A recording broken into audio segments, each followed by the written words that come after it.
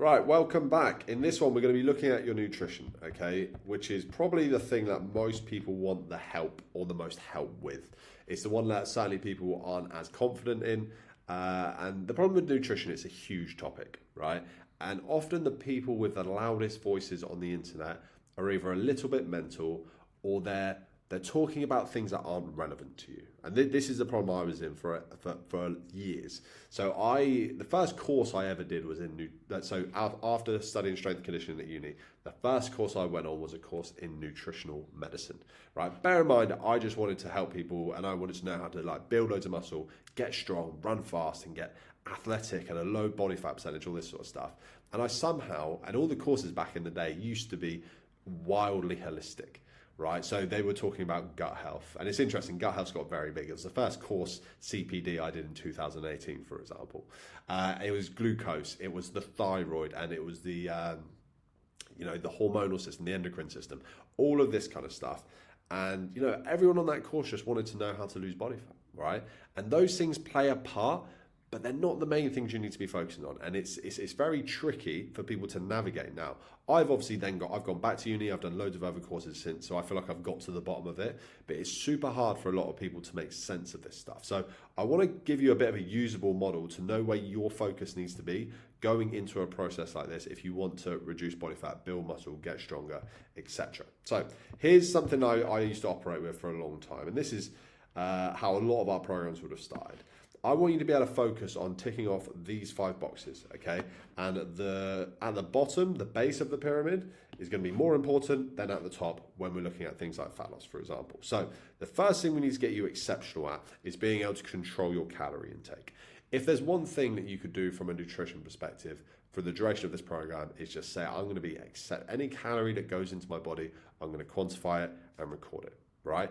We do this for 2 reasons. Calories are going to be a big driver of what actually makes your body change, but it's also going to be super good. And this is going to be affecting your health for the rest of your life in terms of how many calories are going in your body. And you want to be super aware of your habits, your decisions around your caloric intake. Okay, so that's part 1. We then need to get you on top of your protein intake. Okay? This is where people do struggle, is getting enough protein. You want to think about your calorie intake is what's going to be reducing your body fat. Your protein is what's going to be building you up and supporting the work you do in the gym. The next thing you need to focus on is your steps, okay? Now, even if you were to train 5 times per week, this still only accounts for 2.8% of your entire week. Okay, so it's not a lot of time whatsoever, and we need you to be physically active around the clock. And this doesn't just come down to calorie burning and things like that. This is literally, they've done studies where they've compared people who do 2,000 steps versus 8,000 steps, and the people who are more active will still build more muscle and still get more results from their training. We then just need you to focus on having real food. Now, I know you know what real food is. Everyone does. It's the foods that we are all told to eat when we were younger.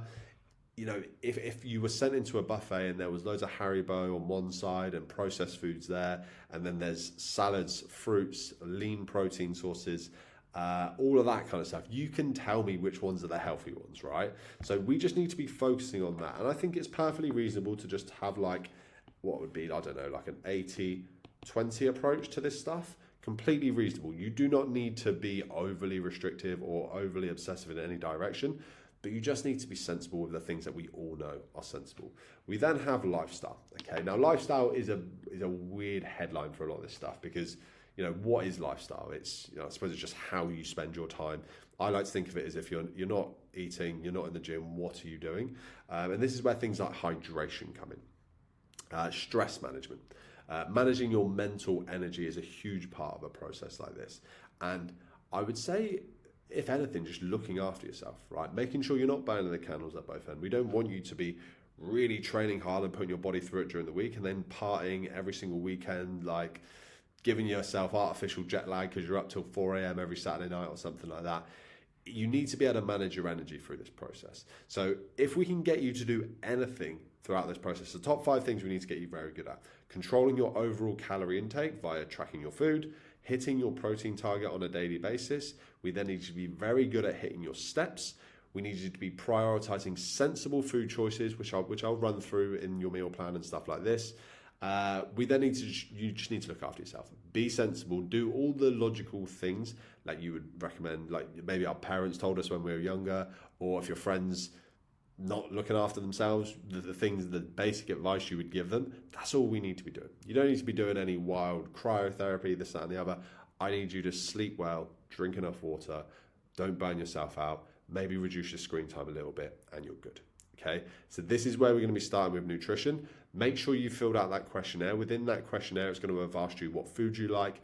What I'll then do on the setup call is I will get some more information from you that's going to allow me to create a meal plan based upon the food you like, run you through the numbers you need to hit in terms of calories, macronutrients, etc. And then we will build on it as we go through the process. I hope that makes sense. If you have any questions at all, just jot them down. And when we have our setup call, we will run through everything then.